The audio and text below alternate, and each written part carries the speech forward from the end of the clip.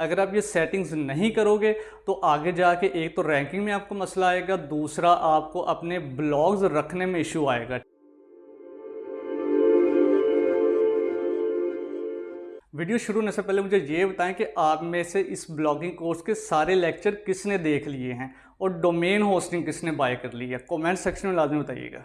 अस्सलाम वालेकुम, कैसे हैं सब लोग। आई होप कि सब लोग ठीक होंगे। आज हमारे ब्लॉगिंग कोर्स का 5वां लेक्चर है। इसमें मैं आपको ये बताऊंगा कि कैसे आपने अपने ब्लॉग के लिए वर्डप्रेस को इंस्टॉल करना है। उसके बाद जो आपके ब्लॉग की बेसिक सेटिंग्स होती हैं कि लिंक्स कैसे रखने हैं, ब्लॉग की बेसिक सेटिंग कैसे करनी है, अपना होम पेज कैसे सेट करना है, ये सारी चीज़ें आपको मैं आज के इस लेक्चर में बताऊंगा।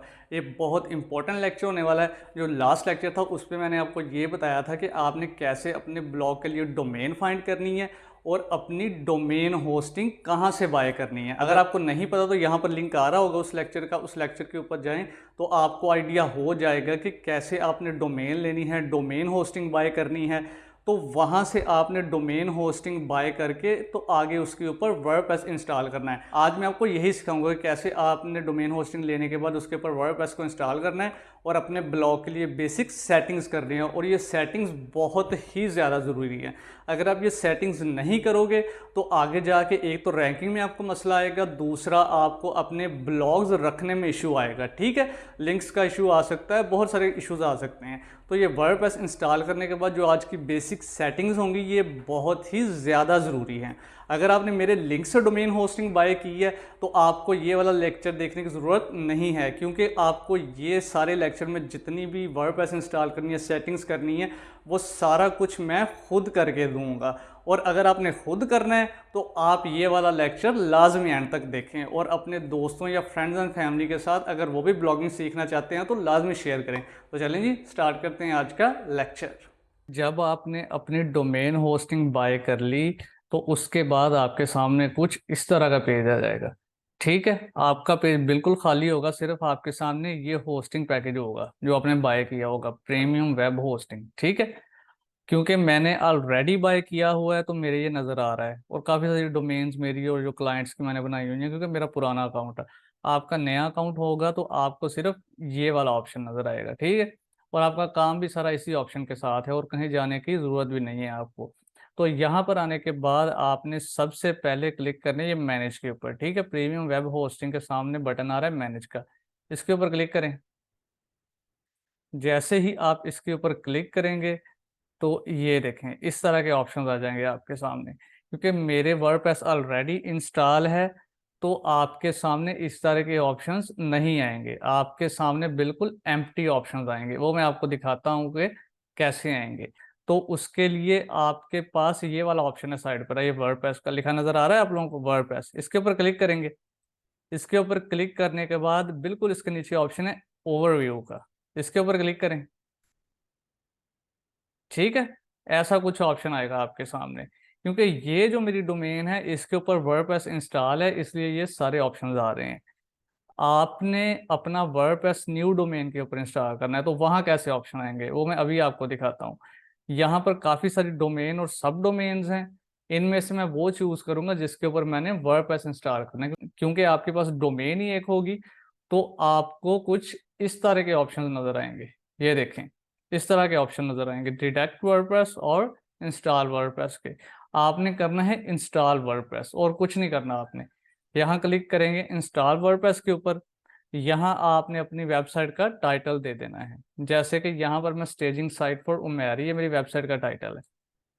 ठीक है, आपने अपनी वेबसाइट का टाइटल देना है, जो भी आपके ब्लॉग का नाम होगा वो देना है। जैसे कि मैंने रखा था कर्टेन्स, तो लेट्स सी यहाँ पर मैं कर्टेन्स दे देता हूँ, कर्टेन डिजाइन्स। ठीक है, तो आपने अपने कीवर्ड अपनी डोमेन के हिसाब से नाम देना है। यहाँ पर आपने अपना ईमेल देना है, जिस ईमेल के ऊपर आपने वर्डप्रेस इंस्टॉल करना है। फिर आपने यूज़र नेम देना है, यूज़र नेम देने के बाद यहाँ पर आपने अपना पासवर्ड दे देना है। ठीक है, पासवर्ड में ये होना चाहिए कि जो पहला लेटर वो कैपिटल हो, उसके अलावा जो है एक स्पेशल करैक्टर जैसा कि डॉट कॉमा वगैरह ये होने चाहिए और कम से कम 8 लेटर्स होने चाहिए। ठीक है, ये सारी डिटेल्स देने के बाद अपना यूज़र नेम, पासवर्ड, ईमेल और वेबसाइट का टाइटल, ये दो चीज़ें बहुत ज़रूरी हैं। एडमिन यूज़र नेम और आपका पासवर्ड, क्योंकि जितनी दफ़ा आपने अपने वर्डप्रेस के अंदर लॉगिन करना है तो आपको यही वाली डिटेल्स देनी पड़नी है। तो ये चीज़ें आपने कहीं लिख के रख लेनी है। ये डिटेल्स देने के बाद नेक्स्ट करें। नेक्स्ट करने के बाद और किसी चीज़ को नहीं छेड़ना, बाकी सारी चीज़ें डिफ़ॉल्ट सेट होती हैं। क्लिक कर देना है इंस्टॉल के ऊपर। अब ये आपके पास वर्डप्रेस इंस्टॉल हो रहा है। वर्डप्रेस इंस्टॉल करने का सिर्फ इतना सा ही काम है, कोई इसमें रॉकेट साइंस नहीं है। ठीक है, जब वर्डप्रेस इंस्टॉल हो गया फिर मैं आपको ये बताऊंगा कि आपने वर्डप्रेस डैशबोर्ड के अंदर लॉगिन कैसे करना है। जिधर आपने अपनी पोस्ट लिखनी है, ब्लॉग डिज़ाइन करना है, सारी सेटिंग्स करनी है, वहाँ पर सारा कुछ होगा। जब आपने वर्डप्रेस यहाँ इंस्टॉल कर लिया फिर आपका होस्टिंगर के अंदर से काम फिलहाल के लिए ख़त्म हो जाएगा। ठीक है, फिर आगे आपका जितना भी काम होगा वो सारा आपने अपने वर्डप्रेस डैशबोर्ड के अंदर ही करना होगा। ये देखें जी, आपका वर्डप्रेस हो गया इंस्टॉल। ये सारे ऑप्शंस नज़र आ रहे हैं अब आपको। जब आपको ये सारे ऑप्शंस नज़र आ जाएं तो इसका मतलब है कि आपका वर्डप्रेस हो गया है इंस्टॉल। मैंने वर्डप्रेस इंस्टॉल किया था info.umairSattar.com के ऊपर। अब मैं ये वाली जो है ना मेरी डोमेन, इसको चेक करता हूँ कि इसके ऊपर वर्डप्रेस इंस्टॉल हुआ है या नहीं। ठीक है, मैं यहाँ से करता हूँ कॉपी इसको। ठीक, कॉपी करने के बाद न्यू टैब ओपन करता हूँ, यहाँ पर पेस्ट कर देता हूँ। अब पता करते हैं कि जी वर्डप्रेस इंस्टॉल हुआ है या नहीं। जब आपके पास इस तरह की स्क्रीन आ जाए ना, ये क्लियर स्क्रीन इस तरह नज़र आ जाए, तो इसका मतलब है कि आपकी डोमेन के ऊपर या आपके ब्लॉग के ऊपर वर्डप्रेस इंस्टॉल हो गया है। ओके हो गया। अब आपने लॉगिन करना है अपने वर्डप्रेस डैशबोर्ड के ऊपर। जो भी आपकी डोमेन होगी ना, आपने उसके आगे /wp-admin, ठीक है, /wp-admin, आपकी डोमेन का नाम /wp-admin admin, ये लिख के इंटर कर देना है, क्लिक कर देना है। अब ये आपको यहाँ पर ले आया। यहाँ पर आपने क्या देना है, यहाँ पर आपने अपना यूज़र नेम या ईमेल देना है जो आपने वर्डप्रेस इंस्टॉल करते हुए रखा था, जो आपको मैंने बोला था कि लिख के रख लें। ठीक है, क्योंकि यहाँ पर आपको बार बार लॉगिन करना पड़ना है। तो यहाँ पर मैं अपना ईमेल दे देता हूँ या मैं दे देता हूँ अपना यूज़र नेम। ठीक है, और नीचे मैं अपना पासवर्ड दे दूंगा। ठीक है, ये देने के बाद लॉगिन के ऊपर क्लिक करता हूँ। ये अब मुझे कह रहा है कि आपका ये वाला जो यूज़र नेम है वो रजिस्टर्ड नहीं है, तो मैं अपना जो ईमेल है वो दे देता हूँ। ठीक है, ईमेल के साथ भी आप लॉगिन कर सकते हो और यूज़र नेम के साथ भी, दोनों के साथ कर सकते हो, इसलिए ये दोनों याद रखने हैं। ये देखें, अब मुझे अपना यूज़र नेम जो है वो भूल गया था, तो अब मैं अपने ईमेल एड्रेस के साथ लॉगिन करूँगा। नीचे मेरा पासवर्ड दूंगा, लॉगिन। अभी हम लॉगिन हो गए अपने वर्डप्रेस डैशबोर्ड में, और यहीं पे आप लोगों का सारा काम होगा। सारी सेटिंग्स करना, अपनी ब्लॉग पोस्ट लिखना, एसईओ करना, देखना कि कौन से कमेंट्स आ रहे हैं, एफिलिएट लिंक्स डालना, अपने कमीशंस देखना, सारा कुछ आपका यहीं पर होगा। ठीक है, अब होस्टिंगर से अंदर से आपका काम खत्म हो गया है। तो अब यहाँ पर सबसे पहले क्या करना है आपने, सबसे पहले यहाँ पर आने के बाद आपने करना है कि प्लगइन्स में जाना है, इंस्टॉल प्लगइन्स, क्योंकि होस्टिंगर ने कुछ अपने से प्लगइन्स इंस्टॉल किए होते हैं, हमने उनको डीएक्टिवेट करना है। अब प्लगइन्स को डीएक्टिवेट कैसे करना है, यहाँ पर जो लेफ्ट साइड है ना, ये आपको नज़र आ रही है, देखिए जो ब्लैक कलर की लेफ्ट साइड नज़र आ रही है, यहाँ पर सारे ऑप्शंस होते हैं। जितनी भी आपने सेटिंग्स करनी है, सारा कुछ करना है, प्लगइन इंस्टॉल करना, थीम इंस्टॉल करना है, सारी चीज़ें आपकी यहाँ पर होती हैं। यहाँ पर आने के बाद आप देख लें कि आपको सारे ऑप्शन नज़र आ रहे हैं। अब सबसे पहले मैंने क्लिक किया इंस्टॉल प्लगइन्स के ऊपर या साइड पे। ठीक है, यहाँ पर कुछ प्लगइन्स होस्टिंगर ने खुद से इंस्टॉल किए होते हैं, उनको हमने करना है डीएक्टिवेट। अगर मैं अकेले के लिए प्लगइन को डीएक्टिवेट करूंगा तो वो टाइम लगेगा, लेकिन मैं आपको करके दिखा देता हूँ अगर आपने एक या दो प्लगइन्स को करना है। ये देखें, ये प्लगइन एक्टिव है इसलिए इसके नीचे डीएक्टिवेट का ऑप्शन आ रहा है। ये प्लगइन जो है ये एक्टिव नहीं है इसलिए इसके नीचे एक्टिव का ऑप्शन आ रहा है। या आप खुद ही देख लें, जिसका लेटर थोड़े से बोल्ड होंगे, हाईलाइटेड होगा थोड़ा सा, वो एक्टिव है प्लगइन। और जो इस तरह, जैसे ये हेलो डॉली प्लगइन है, ठीक है, जो हाईलाइटेड नहीं होगा, जिसके आगे एक्टिवेट और डिलीट का बटन होगा, वो एक्टिव नहीं है। अब ये जो प्लगइन है ऑल इन वन माइग्रेशन, इसको मैं डीएक्टिवेट करता हूँ। डीएक्टिवेट कर दिया। उसके बाद ये नीचे ऑप्शन है होस्टिंगर का, ये होस्टिंगर का प्लगइन है, इसको भी मैंने डीएक्टिवेट कर दिया। अगर आपने एक से ज़्यादा प्लगइन इकट्ठे डीएक्टिवेट या एक्टिवेट करने हैं, 1 2 3, ठीक है, ये 2 तो पहले से डीएक्टिवेट है, लेकिन चले मैं इनको भी सिलेक्ट कर लेता हूँ। 3 सिलेक्ट करके नीचे ऑप्शन आ रहा है बल्क एक्शंस का, ठीक है, ऊपर भी आ रहा है बल्क एक्शंस का। इन दोनों में से आपने डीएक्टिवेट सिलेक्ट कर लेना है और अप्लाई कर देना है। तो जितने भी आपने प्लगइन सिलेक्ट किए होंगे वो सारे एक ही दफ़ा डीएक्टिवेट हो जाएंगे। अगर आपने सारे प्लगइन्स एक ही दफ़ा सिलेक्ट करके उनको एक्टिवेट करना है, आपने ये बॉक्स चेक करना है, ये ऑप्शन आ रहा है एक्टिवेट का, करके आपने अप्लाई करना है। सारे प्लगइन्स एक ही दफ़ा एक्टिव या डीएक्टिवेट हो सकते हैं, इसी तरह डिलीट भी एक ही दफ़ा हो सकते हैं। ठीक हो गया, ये तो आपको बताइएगा, पहले आपने ये काम करना था। अब आपने ज़रूरी काम कौन सा करना है? ज़रूरी काम आपने अब ये करना है कि सेटिंग्स में जाना है, सेटिंग्स करनी है। ब्लॉग बनाने के लिए ये बहुत ही ज़्यादा ज़रूरी है। पहले सेटिंग्स करनी है, फिर मैं आपको ये बताऊंगा कि अपने थीम कैसे इंस्टॉल करनी है और प्लगइन्स कैसे इंस्टॉल करने हैं। नीचे आ जाएं। नीचे आने के बाद सेटिंग्स में सबसे पहले जो सेटिंग है जनरल, इसके ऊपर क्लिक करें। यहाँ पर आने के बाद आपने अपनी वेबसाइट का टाइटल रखना है, जो आपने पहले रखा था। यहाँ से आप चेंज कर सकते हो, ठीक है। नीचे आपने टाइटल दे देना है, जैसे कि कर्टेन डिजाइन्स, ये जो है ये वेबसाइट का टाइटल है। अब टैग जो है, टैग लाइन में ये आप दे सकते हो कि थोड़ा सा एक्सप्लेन हो जाए कि किस चीज़ से रिलेटेड आपकी वेबसाइट है। लेट्स से कर्टेन डिजाइन्स मेरी वेबसाइट का नाम है, अब मैं रख देता हूँ योर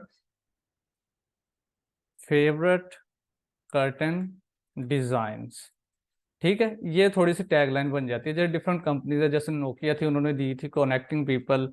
डॉलेंस है, उन्होंने क्योंकि डॉलेंस रिलायबल है, ये टैगलाइन होती है कंपनीज की, ठीक है। ये आपने ऐसे ही रहने देना है, ठीक है। ये अगर आपने सिर्फ देख लेना कि अगर यहाँ पे HTTP है, उसके आगे S नहीं है, तो आपने S डाल देना है दोनों जगहों पे, क्योंकि ऑलरेडी S है तो गुड है। मोस्टली केसेस में ऑलरेडी S होता है, ठीक है। ये S आपने लाजमी देखना, अगर मिसिंग है तो आपने HTTP के बाद S डाल देना है, इधर भी, क्योंकि इधर ऑलरेडी S है, ठीक है, HTTPS है, तो ये ऐसे ही रहेगा। यहाँ आपका ईमेल होगा और यहाँ पर आपने किसी चीज़ को नहीं छेड़ना। सेव चेंजेस, ठीक है। अब सेटिंग्स में जनरल हो गई, अब राइटिंग पे आ जाए। राइटिंग में आपने क्या करना है? राइटिंग में भी आपको कुछ छेड़ने की जरूरत नहीं है, ठीक है, ये बिल्कुल ओके है। अब नीचे आ जाएंगे रीडिंग में। रीडिंग में अब देख लें सेटिंग, इसमें इतनी ज़्यादा सेटिंग्स नहीं है, सिर्फ ये इंपॉर्टेंट पार्ट है इसमें। Discourage search engine from indexing this site, ठीक है। ये आपने कभी भी चेक नहीं करना, ठीक है, कभी भी चेक नहीं करना। ये ऑलरेडी अनचेक ही हो गया, ऐसे इसको अनचेक ही रहने देना है। अगर आपने चेक कर दिया तो इसका मतलब ये है कि अब जितने मर्जी ब्लॉग लिख लो, हज़ारों लाखों ब्लॉग भी लिख लो, जितने मर्जी कंटेंट लिख लो ब्लॉग के ऊपर, तो गूगल आपके ब्लॉग को इंडेक्स ही नहीं करेगा, रैंकिंग में लेके नहीं आएगा, क्योंकि आपने पहले ही उसको कह दिया है कि हमें अपना ब्लॉग आपकी सर्च इंजन पे चाहिए नहीं, ठीक है। तो इसको आपने कभी भी चेक नहीं करना। तो यहाँ पर मतलब कोई सेटिंग नहीं छेड़नी रीडिंग में। डिस्कशन में आ जाएं। डिस्कशन में कुछ बहुत ही इंपॉर्टेंट सेटिंग्स हैं जो आपके ब्लॉग को स्पैमिंग से बचा सकती हैं, क्योंकि अगर स्पैमिंग होगी तो आपका ब्लॉग डाउन हो सकता है। तो जितनी भी ट्रैफिक है, जो भी कर लो, आपके ब्लॉग के ऊपर ट्रैफिक नहीं आएगी, क्योंकि आपका ब्लॉग उनको आगे से डाउन मिलेगा। तो ये सेटिंग्स लाजमी करनी है। ये पहले 3 ऑप्शंस आपने ऐसे ही रहने देने, इनको आपने चेक ही रहने देना है।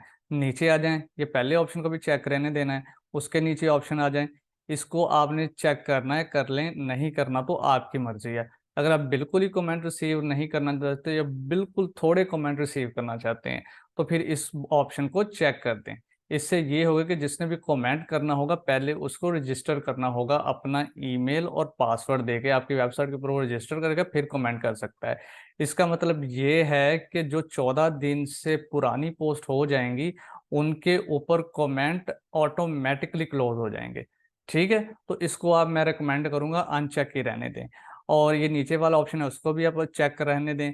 और उसके नीचे जो ऑप्शंस आ रहे हैं उनको आपने वैसे ही रहने देना है।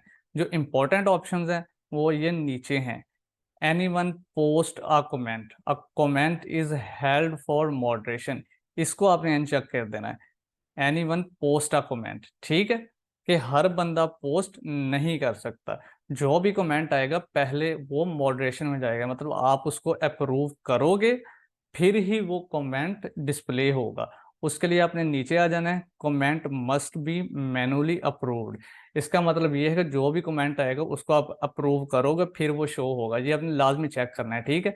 ये जो आपके सामने आ रहा है कि any one post a comment, एक तो इसको आपने अनचेक कर देना है, क्योंकि जितने ज़्यादा कमेंट आएंगे आपको हर कमेंट के ऊपर ईमेल रिसीव होगा, तो आपका ईमेल बॉक्स भी भर जाएगा। तो मैं रिकमेंड करूंगा इसको अनचेक करें, क्योंकि वो सारी चीज़ें जो हैं वो आपके डैशबोर्ड के अंदर ही रहेंगी। और ये जो दो ऑप्शंस हैं इनको आपने चेक करना है। ये comment must be approved manually, कि आप कमेंट को अप्रूव करोगे फिर ही जो कमेंट है वो शो होगा। और नीचे वाले ऑप्शन का मतलब है कि अगर पहले किसी बंदे का कमेंट अप्रूव हुआ है फिर नेक्स्ट टाइम आपको उसका कमेंट अप्रूव करने की ज़रूरत नहीं है। ठीक हो गया। और इसके नीचे जो है वो सारी चीज़ें ओके ओके ओके, सारा कुछ हो गया, ठीक है। सिर्फ ये जो आपको मैंने चीज़ें बताई हैं ना इसके अंदर, इसको आपने गौर से देख लेना है कि कौन से बॉक्सेस चेक करने हैं और कौन से नहीं करने। सेव चेंजेस करें, डिस्कशन के नीचे आ जाए मीडिया के ऊपर या साइड पे, यहाँ पर जितनी भी सेटिंग्स हैं उनको आप वैसे ही रहने दें। सेव चेंजेस कुछ भी करने की जरूरत नहीं है। Permalinks one of the most important settings हैं आपके ब्लॉग के लिए। यहाँ पर ये ऑलरेडी कस्टम स्ट्रक्चर होता है, आपने पोस्ट नेम कर देना है, ठीक है। चाहे आपकी वेबसाइट है, ब्लॉग है, ई कॉमर्स वेबसाइट है, ये सेटिंग्स लाजमी आपने करनी है।